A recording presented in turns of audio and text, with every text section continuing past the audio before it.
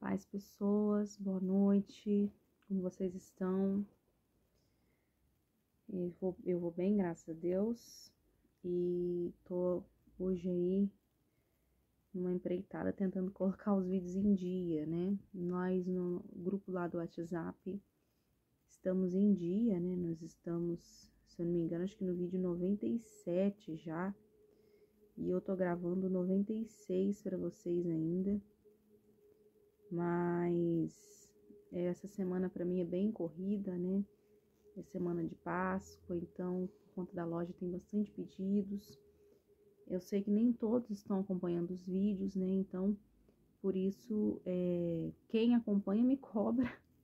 Quem tá fazendo a leitura tá seguindo aí certinho, né? Os posts que eu tô encaminhando, confirmando aqui, olha, estamos no dia 96 lá no post. E hoje, o dia que eu gravo o vídeo, deixa eu ver que dia que é hoje, que eu já tô perdida até nas datas. Tá falando isso com a Marília no telefone. Hoje é dia 18 de abril, sexta-feira. Eu tava achando que hoje era sábado, gente.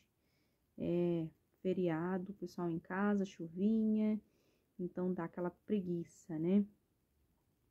E hoje estou gravando para vocês o dia de número 93. Eu, pastora Bianca, mãe, esposa, proprietária da loja Artesanatos Bianca, pastora na Igreja Família Viva em Louveira, né?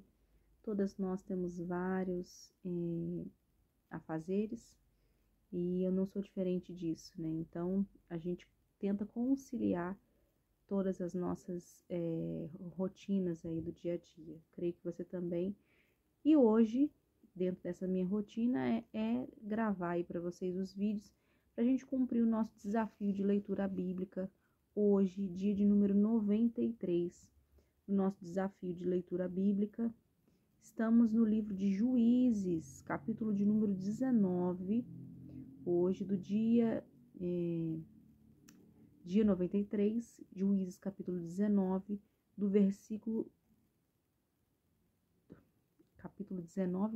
capítulo 19 até o capítulo 21, 19, 20 e 21. E do Novo Testamento, Evangelho de Lucas, capítulo 7, versículo de 31 ao 50.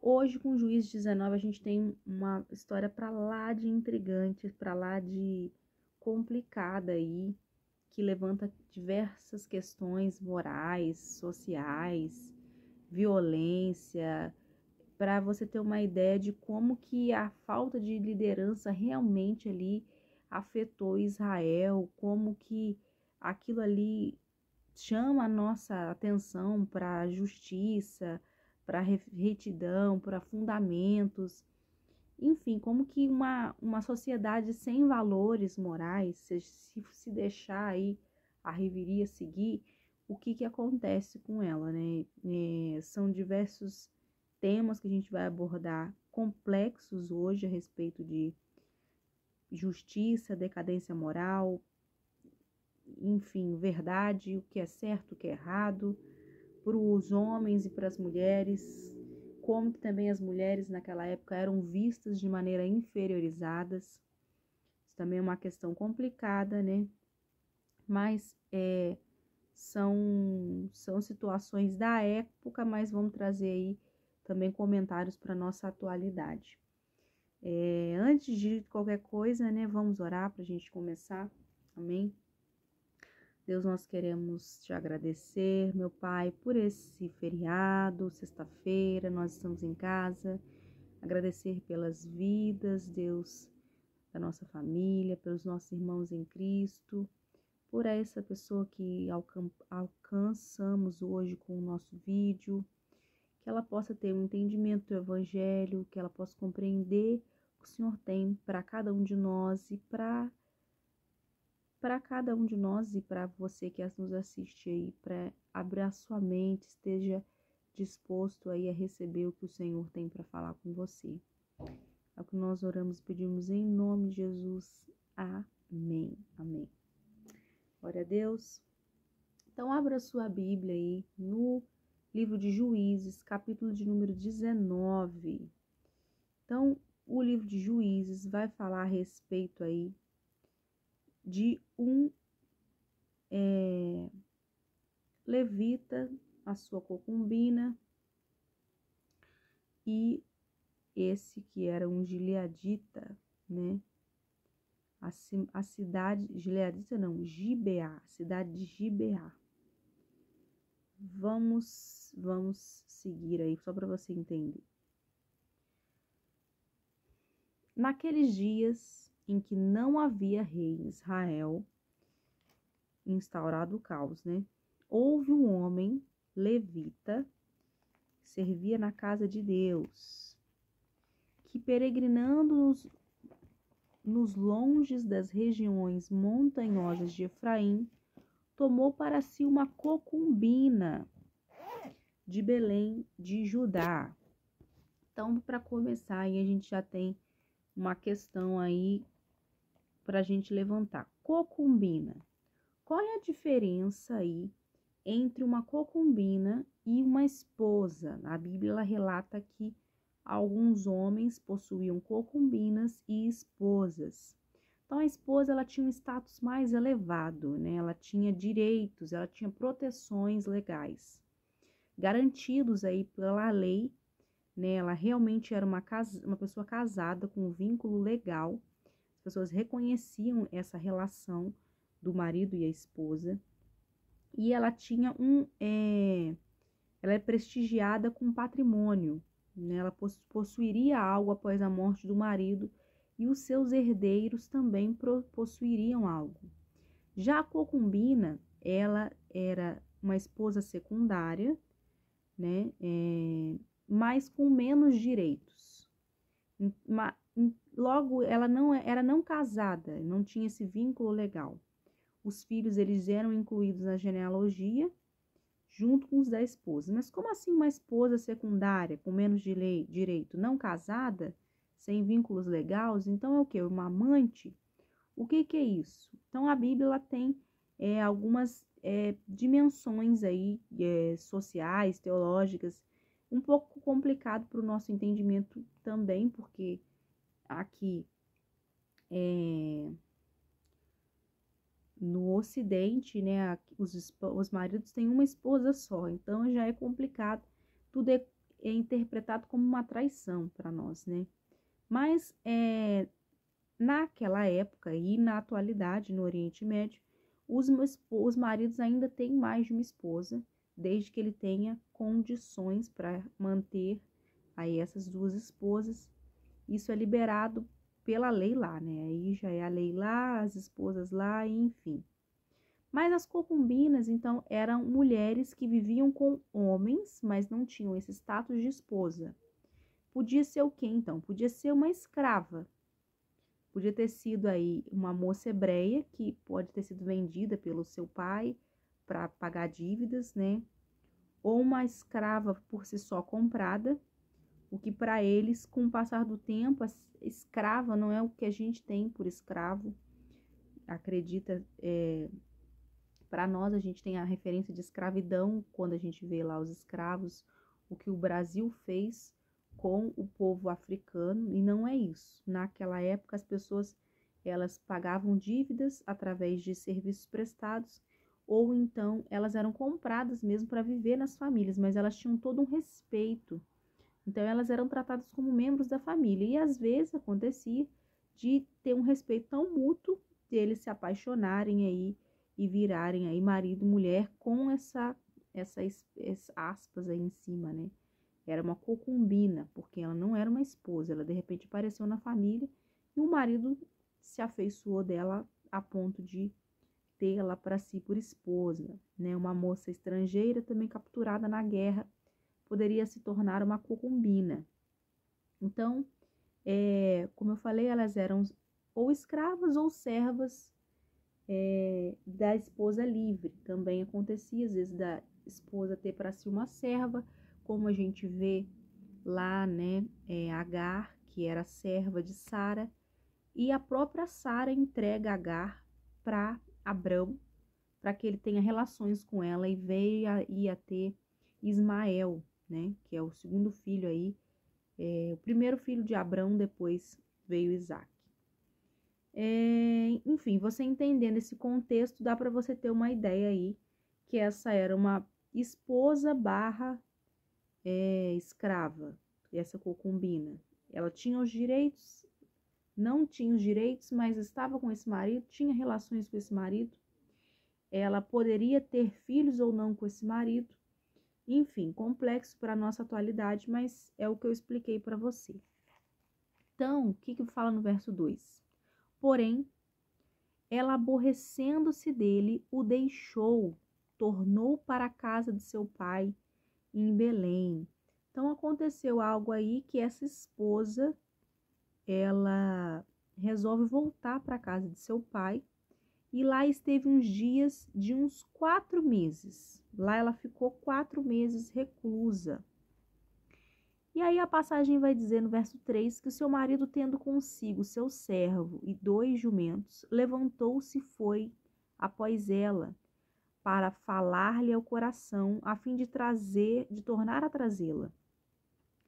Ela o fez entrar na casa de seu pai. Este, quando o viu, saiu alegre a recebê-lo. Então, esse marido, né, vai aí junto com um seu servo, esse levita, para trazer essa esposa de volta, trazer essa concubina de volta, conversar com ela. Afinal de contas, como eu falei, é um vínculo, uma relação que eles tinham, né, que fazia parte da família. E ele vai buscar aí essa esposa lá nessa cidade, lá em Belém. O verso 4 vai dizer que seu sogro, o pai da concubina, o pai da moça, o deteve por 3 dias em sua companhia. Comeram, beberam e o casal se alojou ali. Então, era comum também os peregrinos serem bem tratados. Como eu falei já em outros vídeos, as pessoas a meio de locomoção, ou a cavalo, ou a pé, então elas chegavam muito cansadas, elas precisavam de um banho, precisavam de uma cama, de um descanso, de uma comida. E ali, sendo família, né? O sogro, muito feliz em ver o genro, quis ali que eles ficassem na cidade por 3 dias. E ali eles comeram, beberam e o casal esteve junto ali. Ao 4º dia, madrugaram e se levantaram para partir. Então o pai da moça disse ao seu genro: Fortalece-te com um bocado de pão e depois partireis. De manhã cedo, né, no 4º dia, falou: vamos tomar um café, depois vocês vão embora, né? E aí, verso 6. Assentaram-se, pois, e comeram ambos juntos e beberam. Então disse o pai da moça ao homem: Peço-te que ainda essa noite queiras passar-te aqui, e se alegre o teu coração. Contudo, o homem levantou-se para partir, porém, o seu sogro, instando com ele, fei-lo pernotar ali. Então, o sogro segurou aí mais uma vez o genro aí na casa. Madrugando ele ao 5º dia para partir, disse o pai da moça: Fortalece-te e detente-nos até ao reclinar do dia. E ambos comeram juntos. Então o homem se levantou para partir, e a sua concubina e o seu moço, e disseram-lhe ao sogro, o pai da moça: Eis que já declina o dia, a tarde vem chegando. Peço-te que passes aqui a noite. Vai-se o dia acabando, e passa aqui a noite, e o teu coração se alegre. Amanhã de madrugada levantai-vos e caminhar e ide para a vossa cama. Olha, gente, já tá ficando um pouco complicado, né? Porque a ideia era ficar lá 3 dias, virou 4, virou 5. E aí o sogro ainda fica, não, fica mais, né? Vai ficando. Enfim. Porém, o homem não quis passar ali a noite, mas levantou-se e partiu, e veio até a altura de Jebus, que é Jerusalém, e com ele os 2 jumentos abaldados, como também a sua concubina. E aí eles foram embora, né, na sexta noite. Isso. Foram embora à noite. Tinham, porém, né, esse sogro ficar preocupado deles não irem. Mas o homem insistiu, não quis passar a noite, já achou um absurdo aquele monte de dia, quis ir embora no mesmo dia à noite. Viajar à noite, num lugar que você não conhece, não é uma boa ideia. E aí você vai ver por quê. Estando, pois, já perto de Jebus, e tendo se adiantado a declinar-se do dia, disse o moço a seu senhor: Caminhai agora, e retiremo-nos a essa cidade de Jebuseus, e passemos ali a noite. Porém, o seu senhor lhe disse: Não nos retiraremos a nenhuma cidade estranha, que não seja dos filhos de Israel, mas passemos até Gibeá. Disse mais o seu moço: Caminha, e cheguemos a algum daqueles lugares e pernoitemos em Gibeá ou em Ramá. Passaram, pois, adiante e caminharam, e o sol lhe pôs junto a Gibeá, que pertence a Benjamim. Retiraram-se para Gibeá, a fim de que nela passarem a noite. Entrando ele, assentou-se na praça da cidade, porque não houve quem os recolhesse em casa para ali pernoitarem. Então, eles seguiram viagem. O moço ainda fala para ele, né? Olha, vamos caminhar, né? Vamos sair dessa cidade, vamos sair, vamos para um lugar que conheçam a gente. E aí eles chegam até a porta de Gibeá, crendo aí que por Gibeá ser uma cidade que pertence à tribo de Benjamim, né? E lá a gente vai ser acolhido. Infelizmente, ninguém ofereceu um descanso para eles, né? Ninguém acolheu a nenhum deles. E aí vai dizer, retiraram-se para Gibeá a fim de nela passarem a noite. Entrando ele, assentou-se na praça da cidade, porque não houve quem os recolhesse em casa para ali pernoitarem. Ali ficaram sentados no meio da cidade. E eis que ao anoitecer, verso 16, vinha ao seu trabalho no campo um homem velho. Era este de região montanhosa de Efraim, mas morava em Gibeá. Porém, os habitantes do lugar eram benjamitas. Erguendo o velho os olhos, viu na praça da cidade este viajante e lhe perguntou: Para onde vais? E de onde vens? Ele lhe respondeu: Estamos viajando de Belém de Judá para os longes da região montanhosa de Efraim, de onde sou. Fui a Belém de Judá e agora estou na cidade para a casa do Senhor, e ninguém há que me recolha em casa. Ainda que há palha e pasto para os nossos jumentos, e também pão e vinho para mim e para a tua serva, e para o moço que vem com os teus servos, de coisa alguma há falta.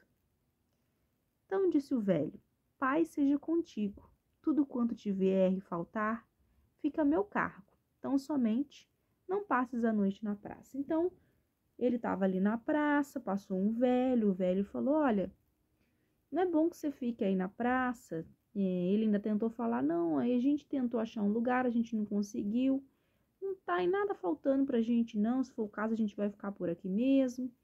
Mas aí o velho resolveu que ia ajudar ele. Não, vem, se você falou que tem tudo aí, mas se faltar alguma coisa eu vou ajudar vocês. Vamos lá passar a noite na minha casa.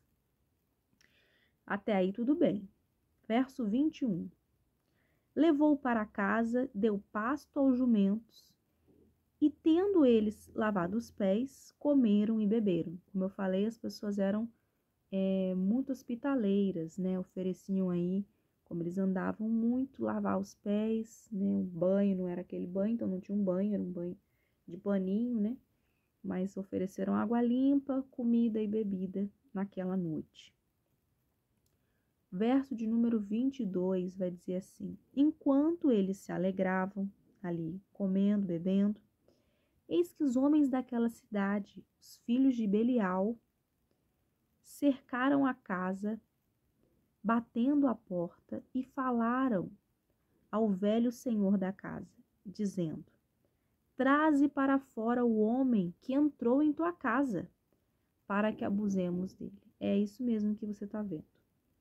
A depravação estava num nível que, assim como aconteceu em Sodoma e Gomorra, que Ló entrou para casa e os homens quiseram ali que os anjos saíssem para abusar dos anjos, aqui estava nesse nível de corrupção, de tudo que você possa imaginar de coisas erradas. Então, as pessoas bateram na porta pedindo para trazer para fora um homem, porque a ideia não era conhecer, não. O termo usado foi abusar. A gente quer abusar mesmo, sexualmente, dessa pessoa. E aí o senhor da casa, que era o velho, né, saiu a ter com eles e lhe disse: não, irmãos meus, não façais semelhante mal, já que o homem está em minha casa, não façais tal loucura. Não, gente, pelo amor de Deus, o homem tá aqui, que negócio é esse que vocês estão invadindo a casa e querendo abusar dele? Não, ele é meu hóspede, nada disso, não, que isso, gente, que coisa maluca. E aí, a questão que a gente comentou no começo, né, ele diz assim, ó: minha filha e a concubina dele trarei para fora, humilhai-as, trazei delas o que melhor delas o que melhor vos agrade. Porém a este homem não façais semelhantes loucura. Aí, gente, já bate aquela revolta assim, né, como eu falei. Os valores morais completamente diferentes da atualidade, uma depravação, você vê, nítida do acontecimento aqui, mas a menosprezação também e a inferiorização da mulher. Você vê que realmente a mulher era colocada de escanteio, né? O cara oferece a filha virgem. E o Senhor oferece a mulher dele. A concubina era a mulher dele. Eu não sei por que ele não poderia bater de frente com aqueles homens. Por que não, gente? Enfim, é uma narrativa, a gente só está lendo. Mas a gente levanta uns questionamentos dentro da nossa mente. Hoje, na atualidade, a gente vê, né, ainda muitos homens com o pensamento de que a mulher é algo assim a ser inferiorizado. E não vivemos esses tempos mais, né? A mulher, ela conquistou direitos legais, conquistou direitos, além de esposa, né? É um ser, algo a ser defendido, algo a ser lutado, é algo a ser respeitado. E a gente vê como que aqui, nem tentar lutar pelas suas próprias esposas e filha, gente, filha é o próprio sangue. Por que disso, né? Enfim, são os valores morais da época. Mas olha só que coisa também depravadora. Versículo 25 vai dizer: porém aqueles homens não o quiseram. O negócio deles não era com mulheres, eles queriam homens. Não quiseram ouvir aquele velho. Então ele pegou a concubina do levita e entregou a eles fora. E eles a forçaram e abusaram dela toda a noite até pela manhã. E subindo a alva, a deixaram. Ai, gente, é muito triste. Nossa, assim, bate em mim um sentimento assim, né? Ninguém morreu, mas é um feminicídio isso aí já. A mulher morreu, né? A mulher, ela perdeu o valor moral aqui total. Ela foi colocada de escanteio. Essa mulher, ela foi abusada uma noite toda por vários homens. Tem noção? Eles forçaram, eles abusaram ela até a manhã seguinte. Gente, olha, é de um...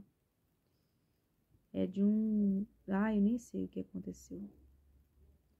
Ó, horrível, horrível. É um crime, é chocante.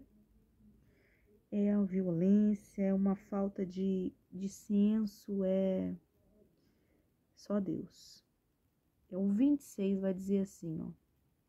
Ao romper da manhã, vindo a mulher, caiu à porta da casa do homem onde estava o seu senhor e ali ficou até que se fez dia claro. Então, assim, ou eles tiveram uma noite tranquila como se nada tivesse acontecido, ou eles estavam morrendo de medo e se trancaram lá dentro. Eu prefiro pensar assim, gente, porque, olha, eu nem vou falar tudo que tá pensando na minha cabeça aqui, porque senão não dá pra sair.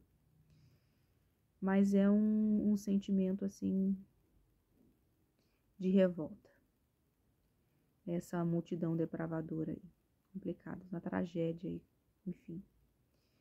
O 27 vai dizer assim: levantando-se pela manhã, o seu senhor abriu as portas da casa e, saindo a seguir o seu caminho, eis que a mulher, sua concubina, jazia à porta da casa com as mãos sobre o limiar. Então estava aquela mulher ali, aos pés da casa, com a mão ali por cima. Ele lhe disse: levanta-te e vamos. Porém ela não respondeu. Então um homem a pôs sobre o jumento, dispôs-se e foi para sua casa. Então, como eu falei, a concubina não era uma esposa com direitos. Então, infelizmente, ela foi tratada aí como a margem da sociedade total. Ele ainda teve uma consideração de pegar ela da maneira como ela estava, colocar ela sobre o cavalo, se é que isso é consideração, e levar ela para si, levar ela no caminho em que ele estava indo, né? Verso 29 vai dizer assim: chegando à casa, tomou de um cutelo, pegando a concubina, a despedaçou por seus ossos em 11 partes e as enviou por todos os limites de Israel. Cada um que a isso presenciava, os outros dizia: nunca tal se fez, nem se viu desde o dia em que os filhos de Israel subiram da terra do Egito até o dia de hoje. Ponderai nisso, considerai e falai. Então, essa violência que foi tida por essa mulher, ele despedaçou aí as partes do corpo dessa mulher. Ele separou essas partes do corpo e ele enviou a outras tribos de Israel. Meio que querendo levar ali algum tipo de justiça, querendo entregar aí parte para cada um, querendo mostrar aí a medida de meio que uma assembleia.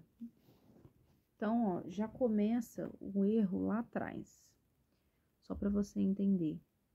O hóspede, aquele velho, né, lá em Gibeá, ele mostra uma total falta de empatia com as pessoas ali. Ele devia proteger os seus visitantes ali, né, seus hóspedes, mas pelo contrário, ele acha mais fácil entregar a sua filha virgem ou, como foi feito, né, a concubina do levita. Total covardia ali daquele velho. ele em momento nenhum busca se sacrificar, pelo contrário, ele acha mais fácil sacrificar a dignidade dessa mulher, né? Em um ato ali desesperado de se preservar, ele acaba com aquela família, com aquela mulher em si, enfim, né? Como eu falei, essa é uma passagem muito complexa a respeito de algumas normas da sociedade da época, a respeito da decadência em que as pessoas estavam, vai confrontar muito isso, além do caos moral que existia naquele lugar, além do questionamento, né, como eu falei, da mulher em si, que isso não acontecia, não existia, mas essas mulheres elas eram colocadas realmente de escanteio.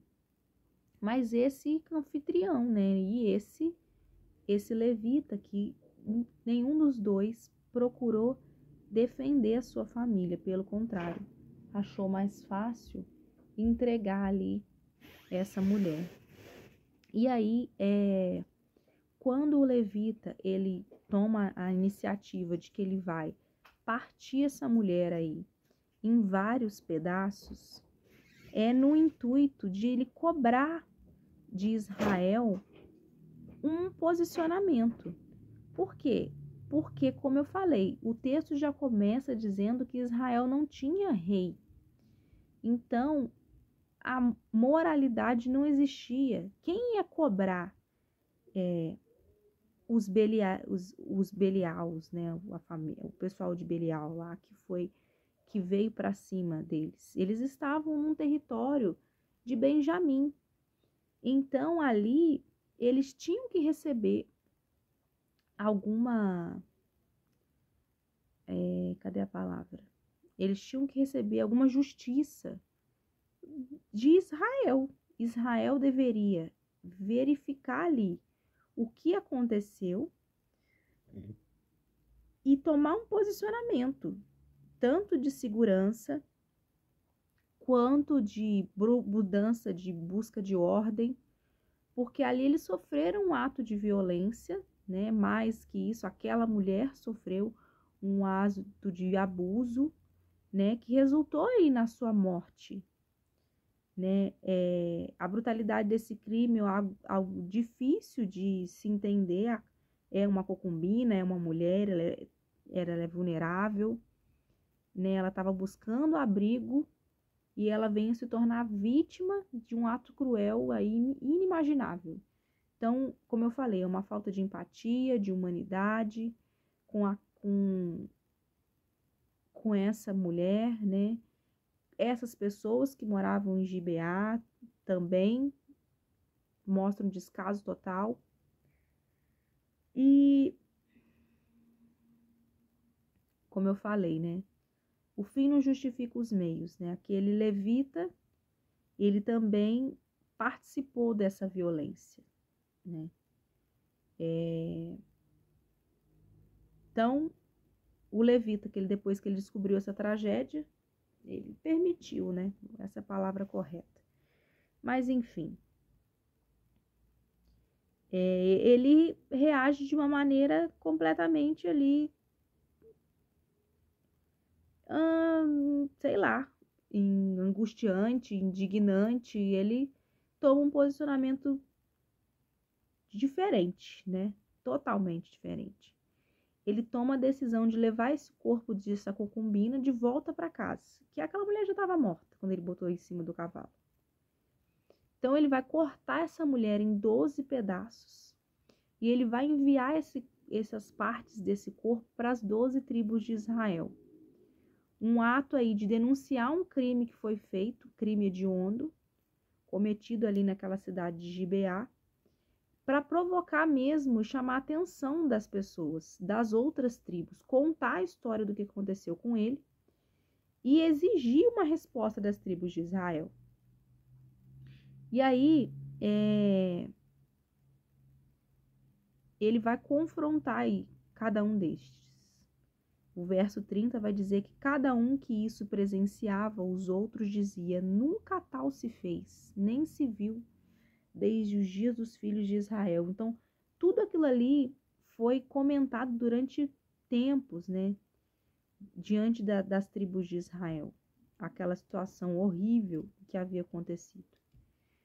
E aí você vê como que o ser humano, ele chega até o ponto assim de escuridão, de a humanidade, os seres humanos, eu vou falar para você, ele é capaz de cometer coisas horríveis, horrendas, né, atos malignos.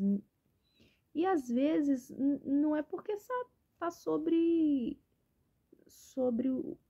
Satanás, não. Às vezes é por vontade própria mesmo. É um mal mesmo que existe dentro de nós. Tem coisas que são feitas com o domínio de Satanás sobre as nossas vidas? Sim. Mas existem atos malignos terríveis também. Impulsos que as pessoas se deixam levar. E aí esse ato, né? A consequência terrível, né?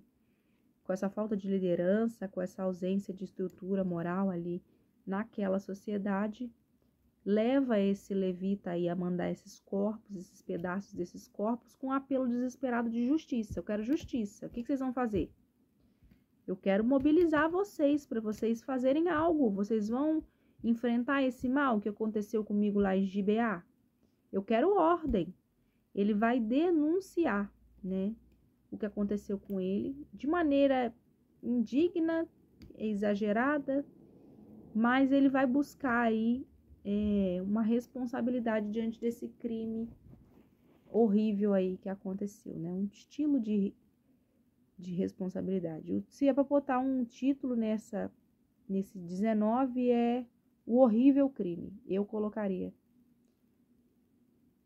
Porque eu vou falar para você, a violência aqui, a depravação, mostra o quanto cada um de nós estamos aí. Se deixarmos a humanidade a si própria, ela só tende a decair. E é pela misericórdia, pela graça de Deus mesmo.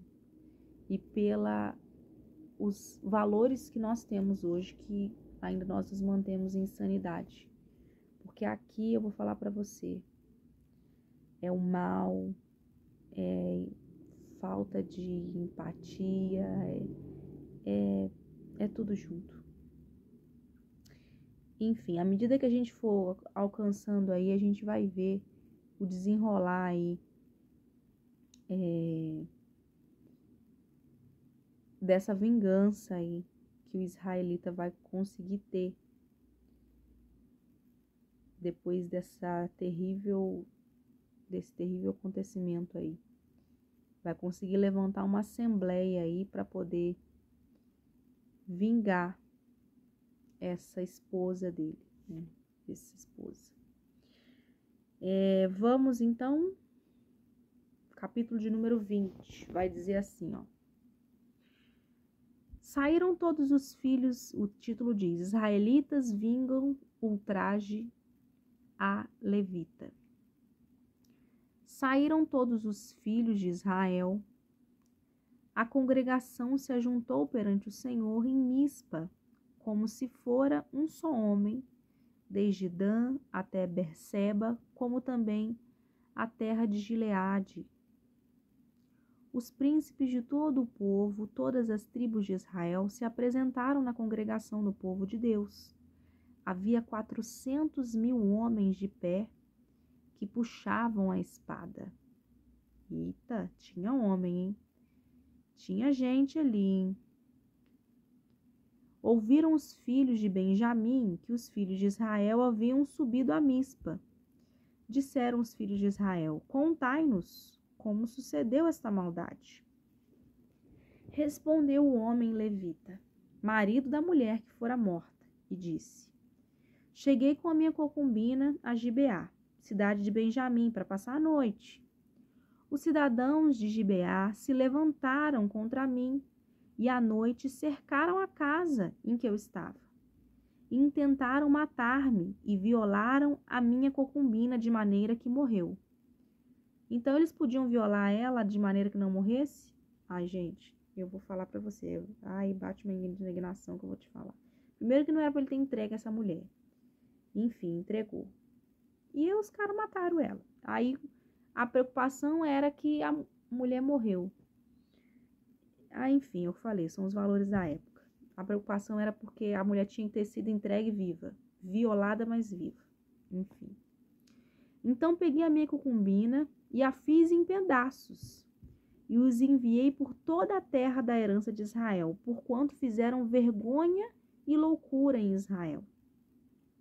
Eis que todos sois filhos de Israel. Eia, dai a vossa palavra e conselho neste caso. Então todo o povo se levantou como um só homem, dizendo: nenhum de nós voltará para a sua tenda, nenhum de nós se retirará para casa. Porém, isto é o que faremos a Gibeá.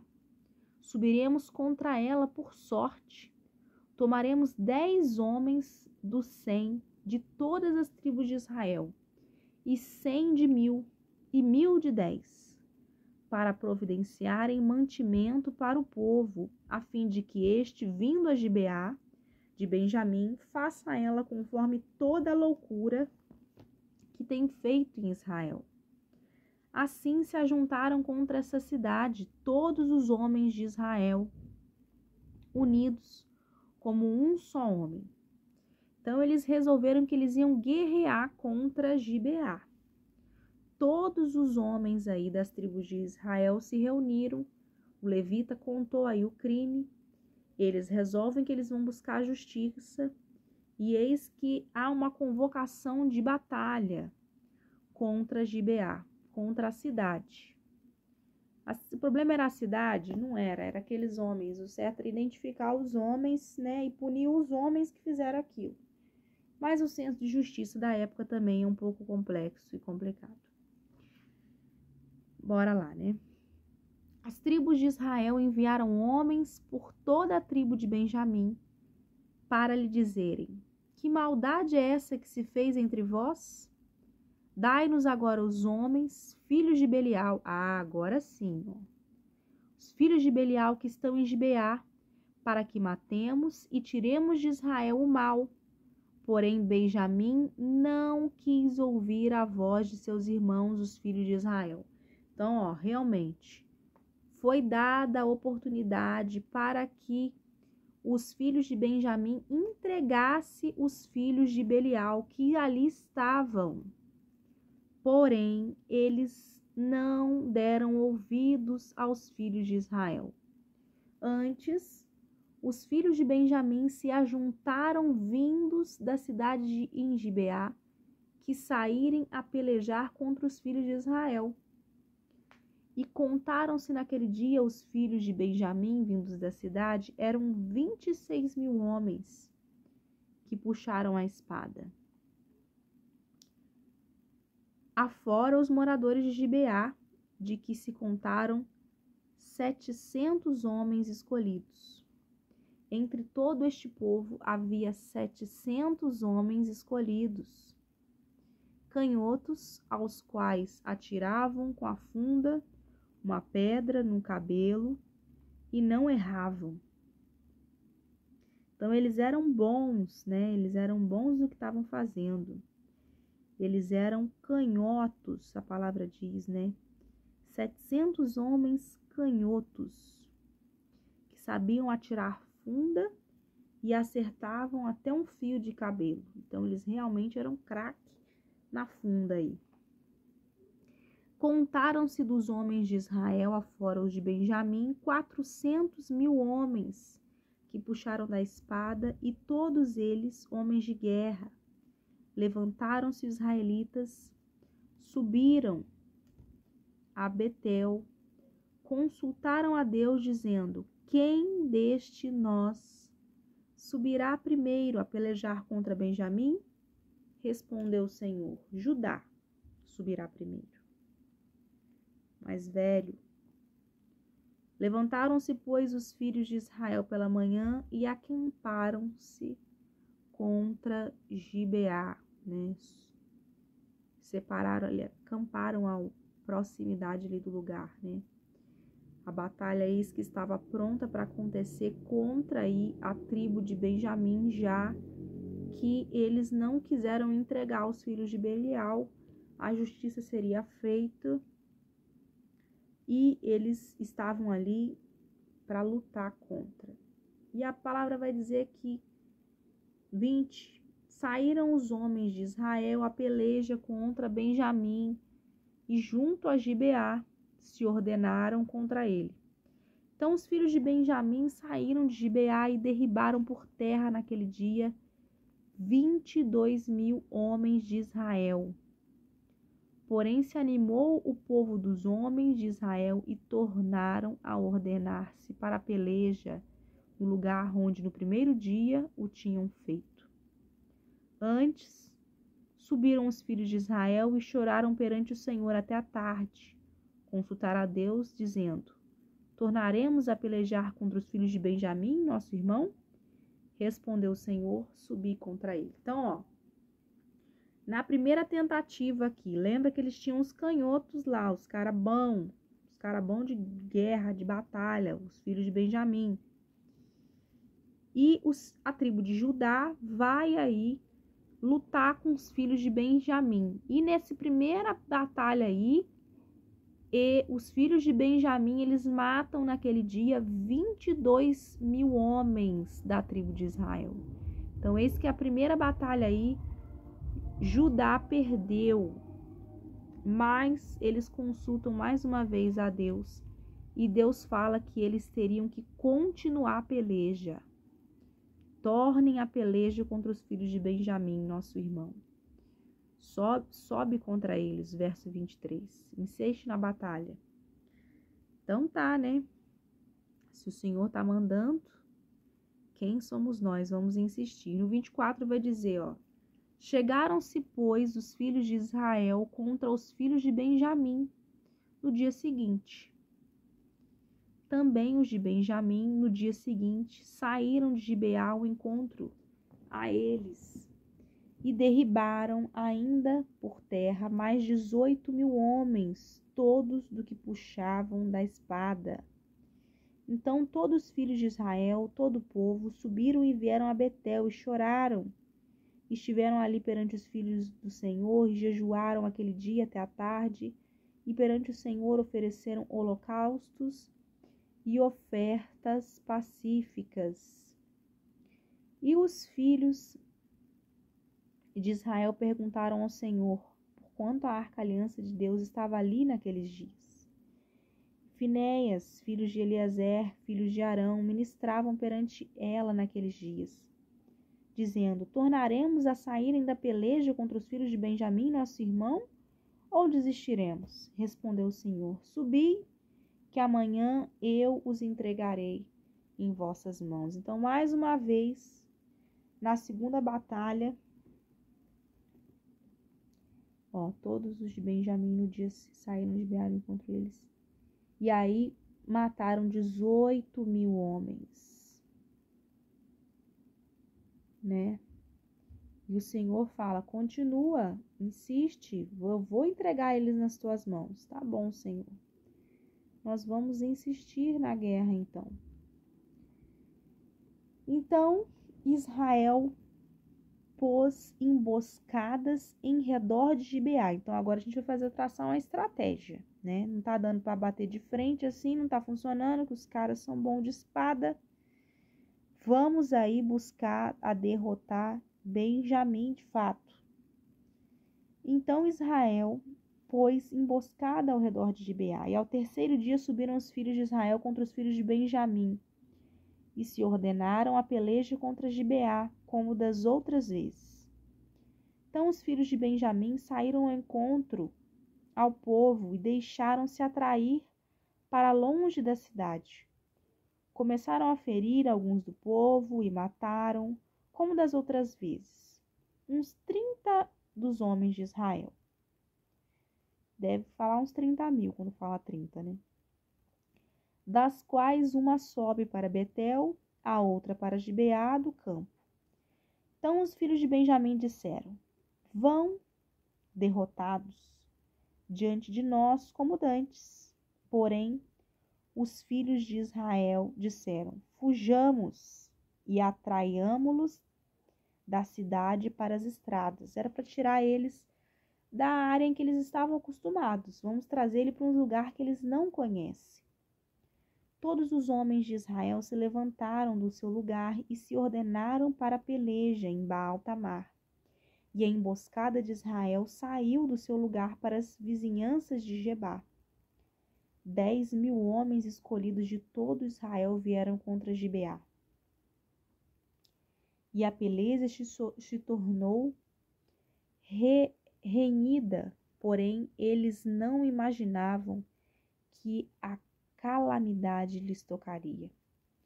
Então feriu o Senhor a Benjamim diante de Israel, e mataram os filhos de Israel naquele dia 25.100 homens de Benjamim, todos dos que puxaram da espada. Assim viram os filhos de Benjamim que estavam feridos. Os homens de Israel retiraram-se perante os benjamitas, porquanto estavam confinados na emboscada que haviam posto contra Gibeá. A emboscada se apressou e aconteceu a Gibeá, e de golpe feriu-a toda a fio de espada. Os homens de Israel tinham um sinal determinado para a emboscada, que era fazerem levantar da cidade uma grande nuvem de fumaça. Então os homens de Israel deviam voltar à peleja. Começaram Benjamim a ferir. Havia já matado uns 30 entre os homens de Israel, porque diziam: com efeito, já estão derrotados diante de nós, como a peleja anterior. Então a nuvem de fumaça começou a levantar-se na cidade, como fora uma coluna. Então o sinal estava acontecendo ali. Só para voltar, né? Então a gente vai ver que Benjamim ali vai ferir mais alguns homens, né? Vai dizer aí no verso 35, 25.000. E 100 homens de Benjamim só haviam morrido, sendo que 25.000 dos filhos de Israel. Mas eles seguiram conforme o plano, e a fumaça foi feita lá dentro da cidade, como se fora uma coluna. Então, virando-se Benjamim a olhar para trás de si, eis que toda a cidade subia em chamas para o céu. Viraram os homens de Israel, e os de Benjamim pasmaram, porque viram que a calamidade lhes tocaria. E viraram diante dos homens de Israel para o caminho do deserto, porém a peleja os apertou. E os que vinham das cidades os destruíram no meio deles. Então, foi feita uma emboscada ali. Enquanto eles estavam retornando para ver o que estava acontecendo na cidade, saiu ali do meio do deserto um grupo para que pudesse cercar eles ali, e mataram. Vai dizer o 43, cercaram a Benjamim, seguiram-no, e onde repousava ali o alcançavam, até diante de Gibeá para o nascente do sol. Caíram de Benjamim. Então eles conseguem vencer agora aqui, na terceira batalha. 18.000 homens, todos estes homens valentes, são mortos. Então viraram, e fugiram para o deserto, a penha, Rimon, e na respinga mataram ainda pelos caminhos uns 5.000 homens. De perto seguiram até Gibom e feriram deles ali mais 2.000 homens. Todos os que de Benjamim caíram naquele dia foram 25.000 homens que puxaram da espada, todos eles homens valentes. No total ali que morreram. Porém 600 homens viraram e fugiram para o deserto, a penha de Rimon, onde ficaram ali durante 4 meses. Os homens de Israel voltaram para os filhos de Benjamim, passaram a fio da espada tudo o que restou da cidade, tanto homens como animais, como suma, tudo o que encontraram, e também todas as cidades que acharam, puseram fogo. Então, eis aí que eles se vingaram ali vingaram o levita e a sua concubina, findando ali a toda aquela cidade, tudo que nela existia, tudo que ali morava, vivia, tudo foi queimado, tudo foi despedaçado. E aí agora a gente tem um porém, né? Dilema moral para uma solução aí. A tribo de Benjamim é uma das 12 tribos. E aí? O que a gente vai fazer? Devido aí à guerra, praticamente dizimada, vai surgir essa questão. E aí? Qual é a solução para o problema que apareceu aí? O que os líderes de Israel vão resolver? A justiça foi colocada aí em que eles deveriam matar todos. Tá, beleza. E a moral? E a tradição? E a lei de Moisés? Como restaurar essa tribo sem quebrar as leis, os costumes? O que fazer aí? É um dilema, né? Vamos ali à busca de soluções para essa situação. Capítulo de número 21 vai dizer assim, ó. Ora, havia jurado os homens de Israel em Mispa, dizendo: nenhum de nós nos dará sua filha por mulher aos benjamitas. Então, vamos fazer aí, vamos separar, ninguém quer mais conversa com Benjamim. Quem for de Benjamim vai ficar lá. Não queremos mais saber da tribo deles, nem de nenhum descendente deles. Essa é a solução? Vamos continuar lendo. Veio o povo de Betel, e ali ficaram até a tarde diante de Deus, e levantaram a voz, prantearam em grande pranto. E há um lamento aí pela tribo de Israel, né? E eles dizem, né? Ah, Senhor, Deus de Israel, por que sucedeu isto em Israel? Que hoje lhe falte uma tribo. Tivemos que dizimar a tribo de Benjamim. E aí? Ao dia seguinte, o povo pela manhã se levantou, edificou ali um altar, apresentaram holocaustos e ofertas pacíficas. E disseram aos filhos de Israel: quem de todas as tribos de Israel não subiu à Assembleia do Senhor? Porque se tinha feito um grande juramento acerca do que não visse ao Senhor a Mispa, que dizia, não viesse, né? A Mispa seria morta. Era necessário que todo mundo estivesse nessa reunião. Vamos ali todos conversar sobre. Os filhos de Israel tiveram compaixão de seu irmão Benjamim e disseram: foi hoje eliminada uma tribo de Israel. Como obteremos mulheres para o restante deles? Pois juramos pelo Senhor que das nossas filhas não lhe daríamos por mulheres. Como é que a gente vai resolver essa questão? Como que a gente vai restaurar a tribo de Benjamim? Como que a gente vai buscar esposas, né? Os que sobraram ali. Quem for morar ali naquele lugar. Como é que vai ser? E aí é um plano que eles resolvem que eles vão buscar esposas em outros lugares, ó. E disseram: há alguma das tribos de Israel que não tenha subido ao Senhor a Mispa? Existe alguma? E eis que ninguém de Jabes de Gileade vieram ao acampamento assembleia. Quando se contou o povo, eis que nenhum dos moradores de Jabes de Gileade se achou ali. Todo mundo estava ali, menos a galera de Jabes de Gileade. Quando se contou o povo, É o 10 que eu li agora. Por isso a congregação enviou lá 12.000 homens dos mais valentes e lhes ordenou, dizendo: Ide a fio de espada, feri os moradores de Jabe-Gileades e as mulheres e as crianças. Isto é o que haveis de fazer. E todo homem e toda mulher que se houver deitado com o homem, destruireis. Da galera que não foi na reunião, né?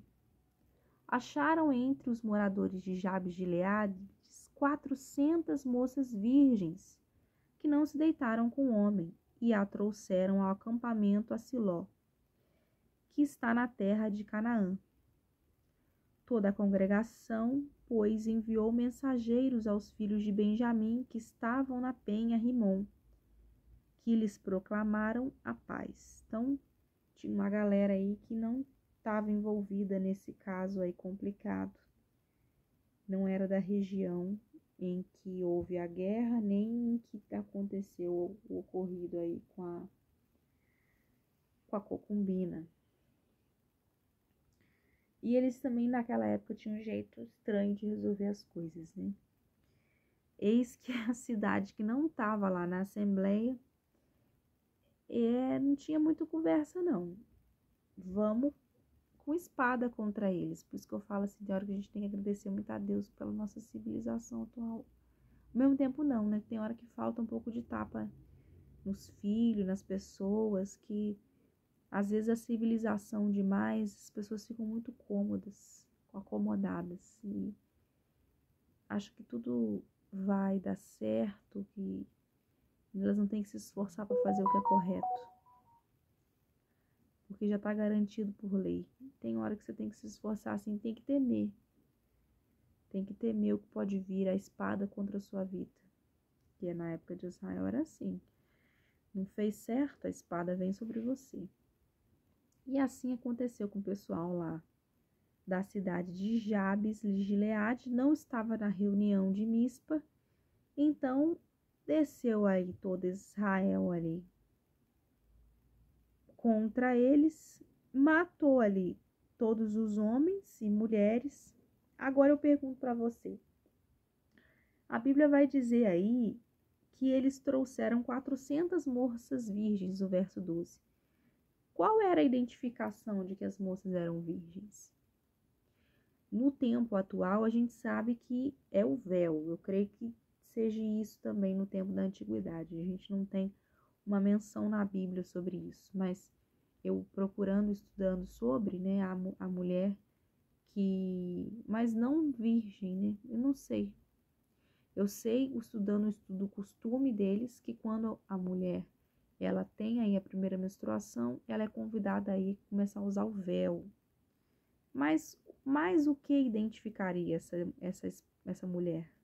O véu identifica que ela já passou as primeiras regras, mas como saberia que ela era virgem? É um questionamento que eu tenho, que eu posso tentar procurar mais sobre e trazer no próximo vídeo, né? Se vocês me lembrarem. Ou souberem a resposta, vocês podem pôr aí nos comentários.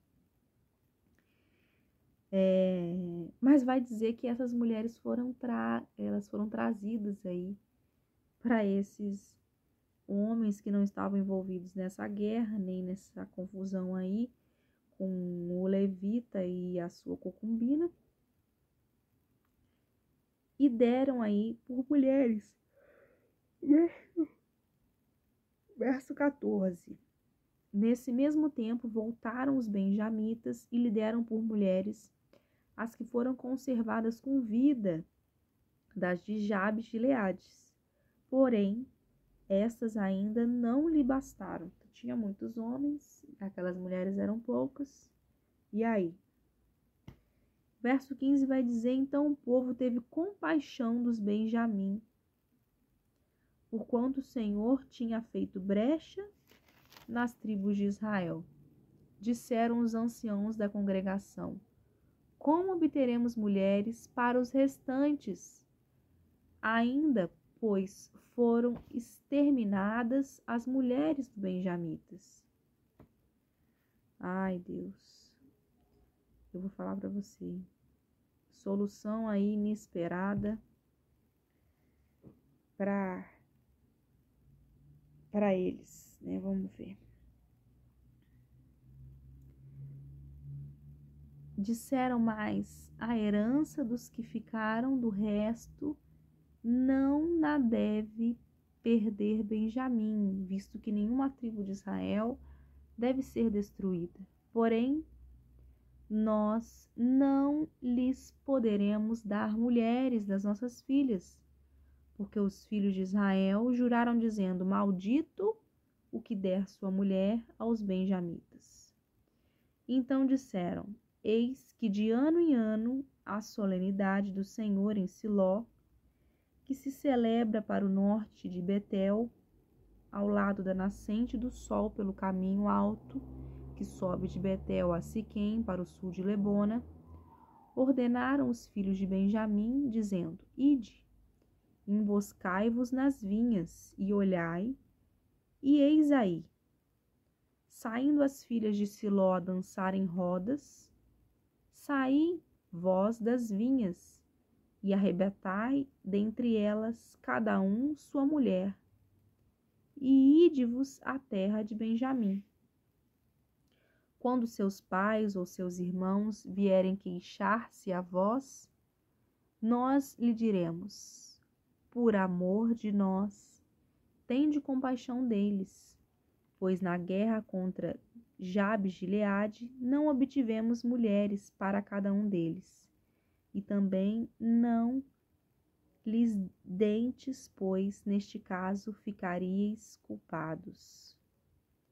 Assim fizeram os filhos de Benjamim e levaram mulheres conforme o número deles, das que arrebataram das rodas que dançavam, e foram-se, voltaram à sua herança, reedificaram a cidade e habitaram nelas.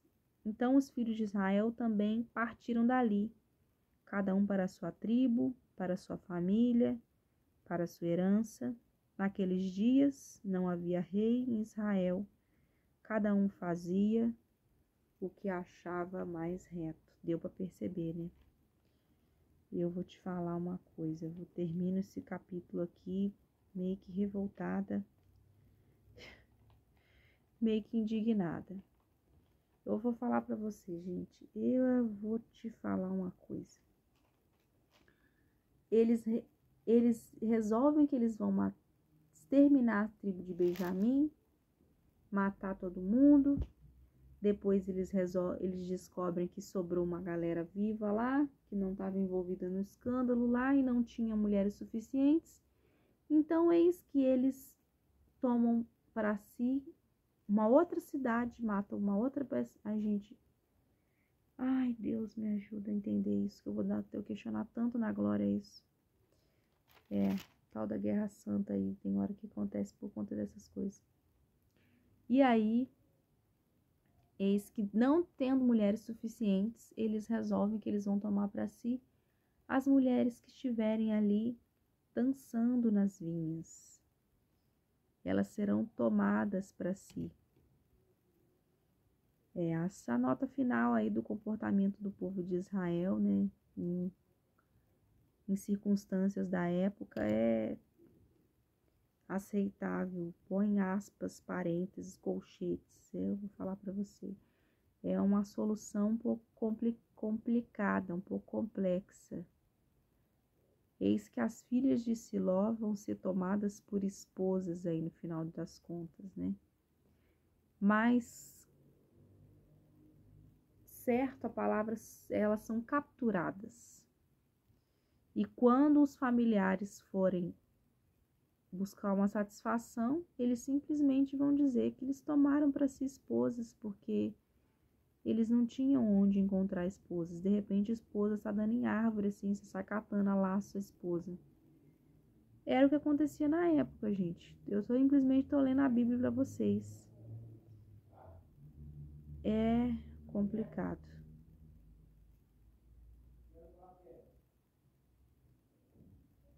Complicado mesmo. É uma abordagem completamente diferente, capturar mulheres e se casar com elas. Eis aí que os líderes de Israel garantiram a paz de maneira aí em que a igualdade, entre aspas, também foi mantida entre as tribos. É um acordo aí bom só para eles, né? A tribo de Benjamim, enfim, aceitou essa retaliação. Era isso ou continuar com vingança, continuar com a matança, né? Era uma maneira aí de assegurar uma harmonia, uma paz entre as tribos. Mantiveram aí a unidade entre parênteses total, né? Enfim, talvez se lá no começo o levita também não tivesse dado esse mole de passar a noite na praça, não tinha acontecido tudo isso. Quer dizer, se ele tivesse passado a noite na praça, será que teria acontecido isso? Ou aconteceu porque ele aceitou ficar na casa de um estranho? Enfim, não vamos saber. Mas aí a gente tem uma ação isolada que quase dizimou uma tribo e uma abordagem diferente aí, conforme eu falei, né? Numa cultura diferente, completamente da nossa.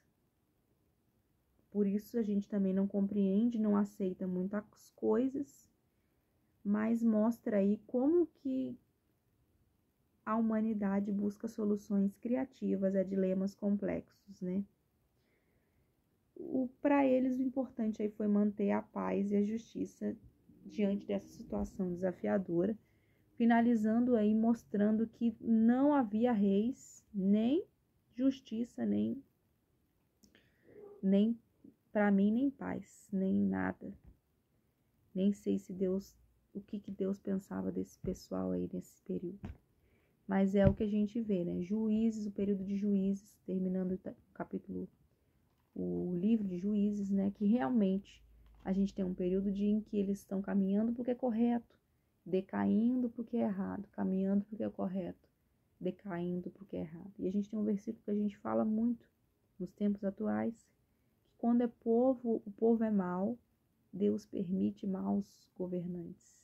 Né? Então, meio que não é um governante aqui. Aqui foi uma pessoa e aí toda uma nação que pereceu, né? Toda uma tribo que acabou perecendo por conta de um.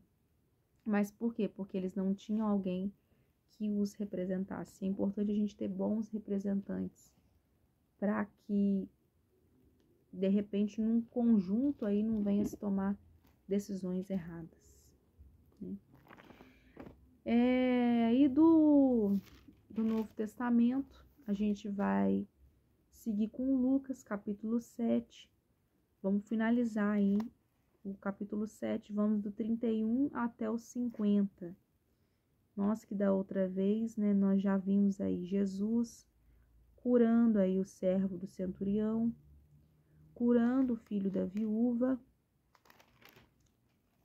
e seguindo aí Jesus curando aí muitos cegos, muitos doentes e pedindo para que todos anunciem o evangelho. O versículo de número 31 vai dizer assim: que, pois, comparei os homens da presente geração Peraí. Só para você entender, eu tive que voltar aqui para ficar mais fácil. Na outra vez, a gente viu ali Lucas 7, do 28, que ele estava dizendo, né? Confrontando ali os homens, falando a respeito dos nascidos de mulher, ninguém é maior do que João, mas o menor no reino de Deus é o maior do que ele. Então, João, ele reconhecia Deus, a justiça de Deus, e reconhecia Jesus, e reconhecia que as pessoas tinham que ser batizadas, tinham que reconhecer a Deus e se arrepender. Mas, o verso 30 vai dizer, os fariseus e os intérpretes da lei rejeitavam contra si mesmos os desígnios de Deus, não tendo batizado por eles. Mas a questão que ele levanta aqui é que os fariseus não entendiam nem compreendiam que de fato João Batista estava pregando. Achavam que João era um louco fanático, não é fanático a palavra, mas um lunático, um louco lunático, doido, que simplesmente conseguia arrancar algumas pessoas do seu conformismo, mas não conseguia convencê-los com a sua linguagem do arrependimento. Isso também acontece nos dias atuais. O arrependimento não bate em todos. Não é todos que compreendem que realmente precisam se arrepender. Acham que cristianismo é somente você se dizer cristão, ter um bom comportamento, viver sua vida no seu mundo. Mas ser cristão é muito mais que isso. E Jesus ele vai confrontá-los agora com essa passagem, no verso de 31. Ele vai dizer, a que, pois, compararei os homens da presente geração? Do momento ali em que eles estavam, os fariseus e os intérpretes da lei, ali, ouvindo eles, no meio deles. O que eu vou dizer que vocês são? Vocês estão aqui no meio da gente, estão aqui ouvindo, não concordam com nada que a gente está falando, mas vocês estão aqui no meio da gente. Então, Jesus está confrontando ali e vai comparar aqueles homens a alguém. Vai comparar eles a quem? A meninos que sentados na praça gritam uns para os outros. Nós vos tocamos flauta e não dançastes, entoamos lamentos e não chorastes. O que ele quis dizer com isso? Como que vocês, pessoas, estão diante de pessoas que se alegram e não conseguem se alegrar, que choram e não conseguem chorar com essas pessoas, riem e não conseguem rir com essas pessoas, comem e não conseguem comer com essas pessoas, vivem e não conseguem viver com essas pessoas. Estão diante de pessoas que se alegram, na verdade, com o sofrimento do outro. Estão ali a olhar e observar o quanto cada um ali vive no seu mundo fechado. É o tempo de hoje. Essa passagem aqui, ela reflete o tempo de hoje. Olha que interessante. Uma sociedade totalmente fechada no seu casulo. Quer ver um exemplo disso? A gente tem atualmente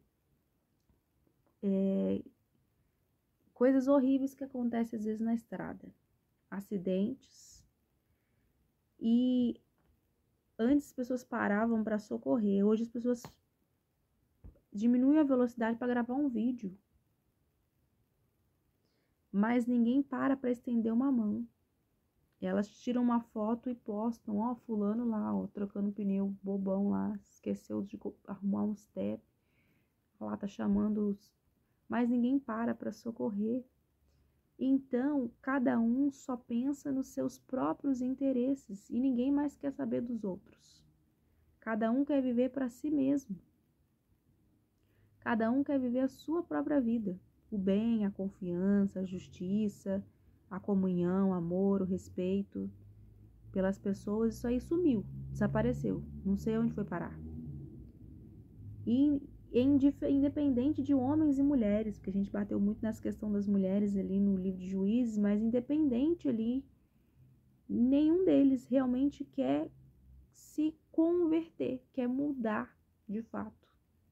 Quando falo de João Batista, sempre vai voltar a sua mente para o batismo, pela questão do arrependimento. João Batista pregava o batismo do arrependimento. Ele queria batizar as pessoas no intuito de que a pessoa estava ali fazendo uma nova aliança com Deus. Ela se comprometia em abandonar os velhos hábitos. e seguir ali com um novo intuito de vida. As pessoas não querem abandonar a vida de pecado nos dias atuais. Trazendo isso aí para o momento em que a gente está vivendo agora, é como se hoje nós somos o João Batista, hoje nós somos o louco da sociedade.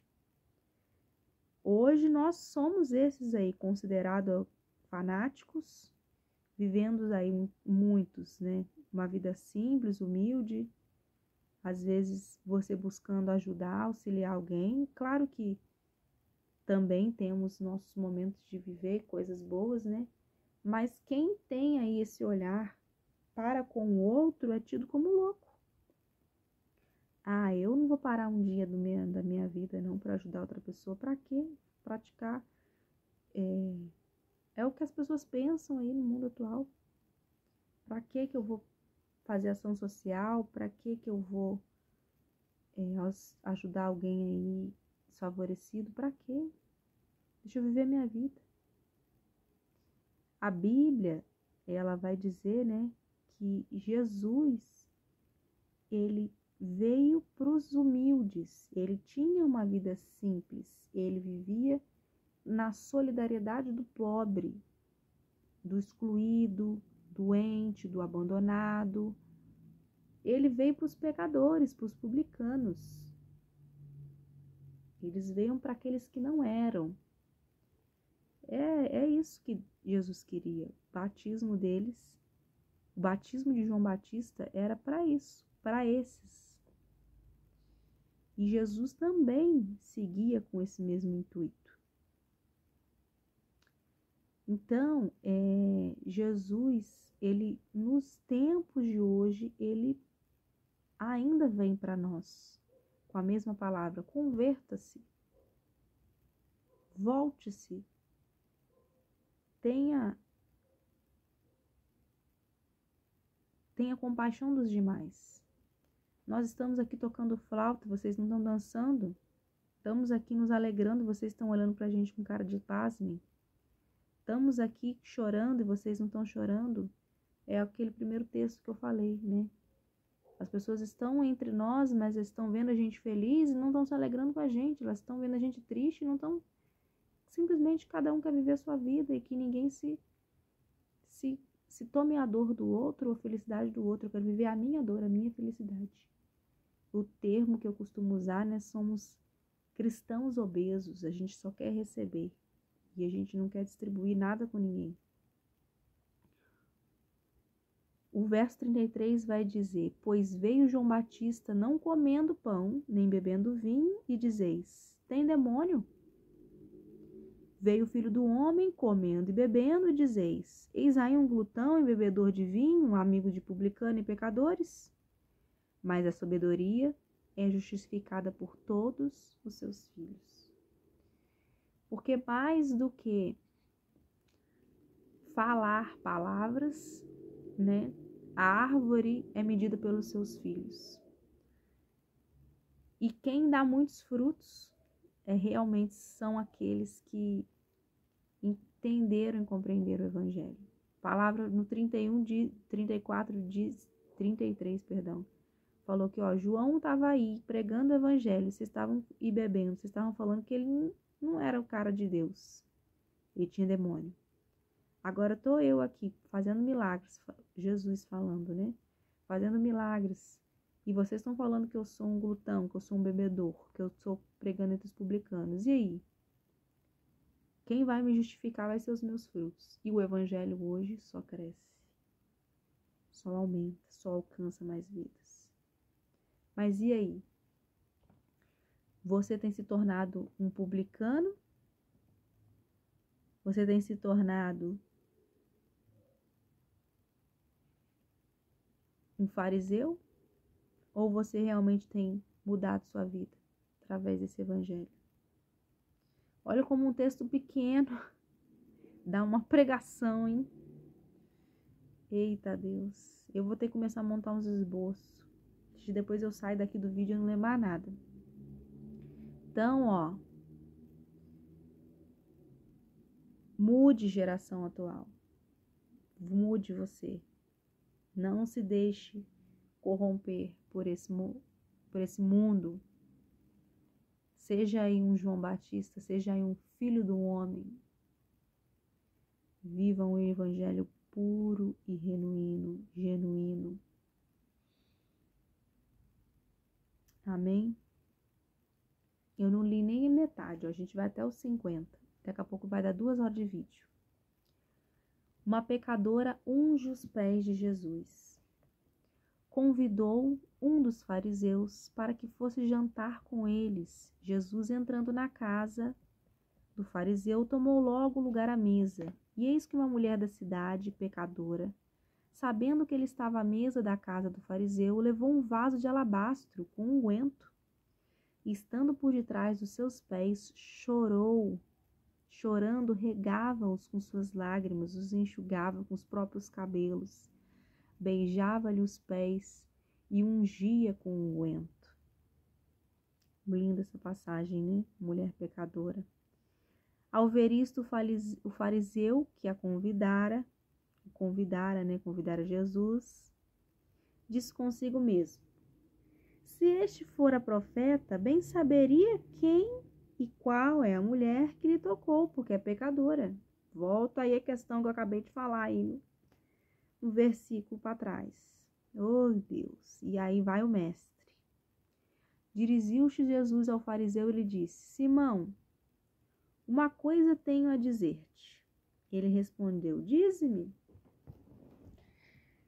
Certo credor, eis que ele vai falar por parábolas, porque ele é desses, né? Ele vai fazer você refletir a respeito do que você quer entender. A parábola do perdão.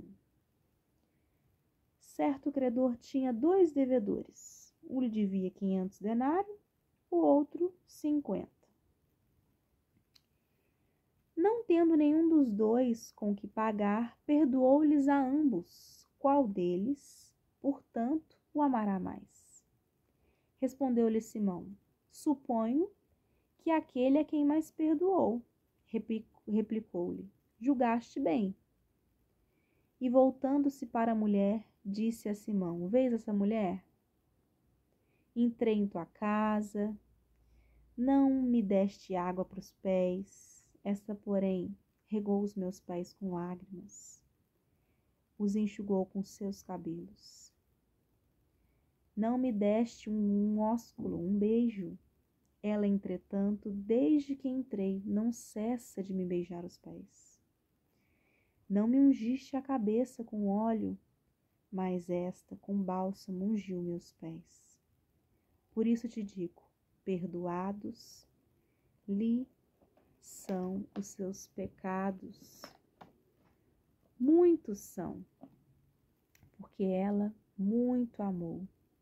Mas aquele a quem pouco se perdoa, pouco ama. Então disse a mulher: perdoados são os teus pecados.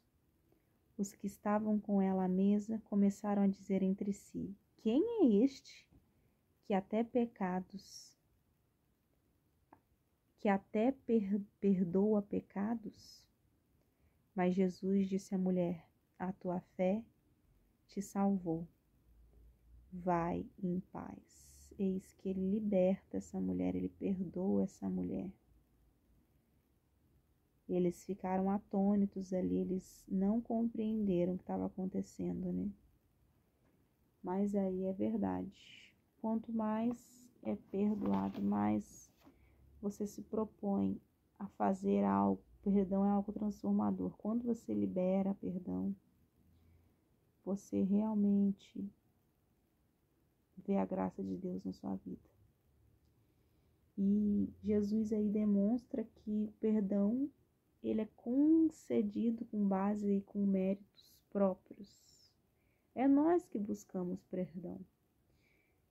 É um presente de Deus, ele é gratuito, é um dom oferecido a cada um de nós, mas nós temos a necessidade de buscá-lo. E essa mulher pecadora, ela vai em busca desse perdão. Ela vai ali, reconhece Jesus, ela vai ali ungir os pés do mestre, ela ali demonstra esse amor, né, através de lavar os pés dele, enxugar com seus próprios cabelos. Essa mulher ali, ela tem um amor incondicional, o mesmo que Deus proporciona para cada um de nós.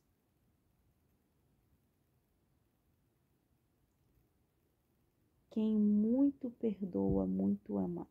Como é que é? Peraí, deixa eu ler de novo. Ó. Por isso te digo, perdoados, verso 47, são os seus muitos pecados, porque ela muito amou. Mas aquele a quem pouco se perdoa, pouco ama. Quem tem muitos pecados, perdoados são os seus muitos pecados, porque ela muito amou. Quanto mais você ama, quanto mais você faz algo, mais você recebe o perdão de Deus.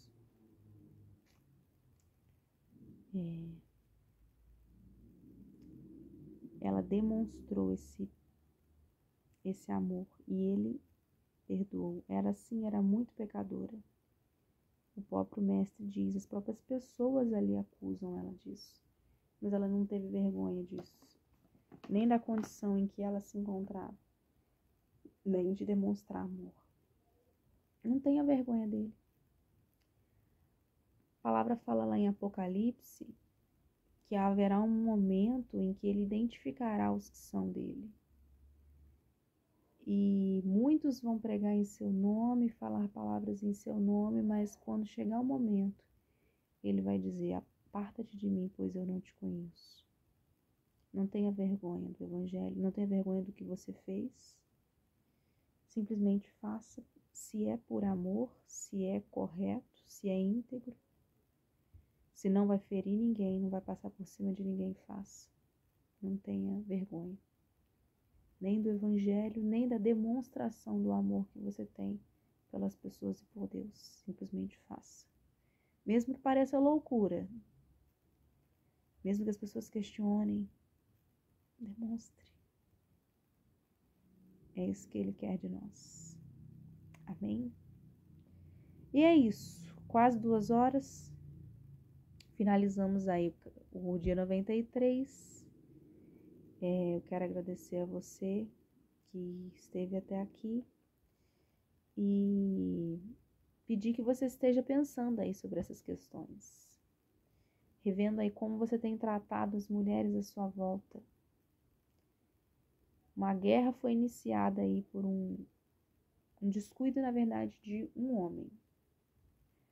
Se ele não tivesse esse descuido, a tribo de Benjamim talvez não tivesse perecido, mas a decisão também que foi tomada ali pelos dois não foi uma decisão muito correta. Mas enfim, acabou perecendo toda uma galera aí, né?